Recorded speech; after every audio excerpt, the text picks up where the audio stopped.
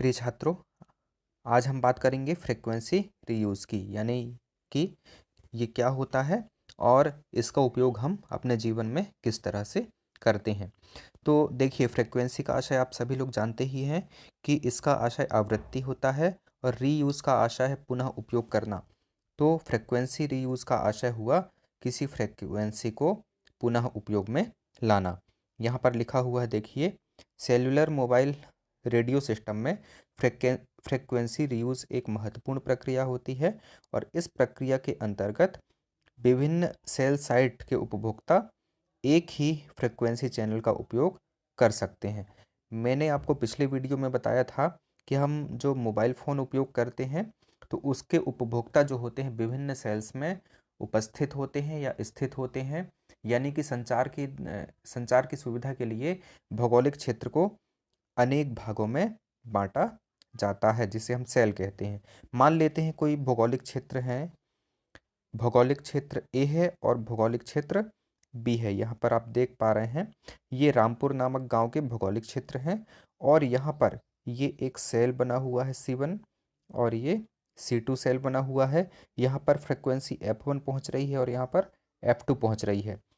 इस जो सेल है इसकी त्रिज्या यानी कि रेडियस R है और ठीक वैसे ही इसकी भी त्रिज्या R है, यानी कि इनका कवरेज क्षेत्र बराबर है।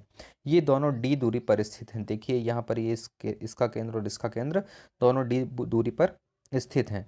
तो इस तकनीक के अंतर्गत, कौन सी तकनीक के अंतर्गत?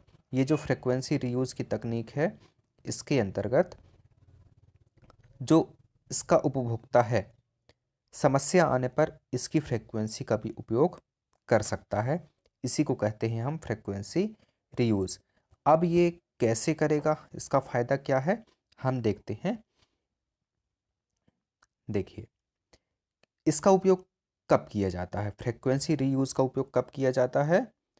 फ्रिक्वेंसी रीयूज़ RU, इसका उपयोग कब किया जाता है? जब एक क्षेत्र में कंजंक्शन पैदा हो जाए या कंजंक्शन उत्पन्न हो जाए, यानी कि बहुत सारे लोग जब वार्तालाप कर रहे हों या किसी अन्य कारण से संचार में असुविधा हो, तब हम कहते हैं कि यहाँ पर फ्रिक्वेंसी में प्रॉब्लम आ गई या फिर कंजंक्शन पैदा हो गया। और जब यहाँ पर कंजंक्शन पैदा होगा या उत्पन्न होगा, तब यहाँ का उपभोक्ता इस एरिया की फ्रिक्वेंसी का उपयोग कर सकता है।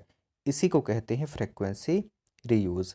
अब देखिए, स्पेक्ट्रम की दक्षता बढ़ाने में इस तकनीक का उपयोग करते हैं। देखिए, सभी जो ऑपरेटर्स होते हैं या सभी जो तरंग दैर्ध्य वाली जो कंपनियां होती हैं या किसी भी स्तर स्तर पर जो संस्थाएं या संगठन होते हैं जो कि इस तरह का संचार सुविधा हमें प्रदान करते हैं, तो ये सब स्पेक्ट्रम के द्वारा होता है। स्पेक्ट्रम ये लेते हैं और जब स्पेक्ट्रम में प्रॉब्लम आती है, यानी कि एक एरिया का स्पेक्ट्रम किसी कारण से अवरुद्ध हो जाता है, तब दूसरे सेल्स का या दूसरे एरिया का जो फ्रिक्वेंसी है हम उसको उपयोग कर सकते हैं।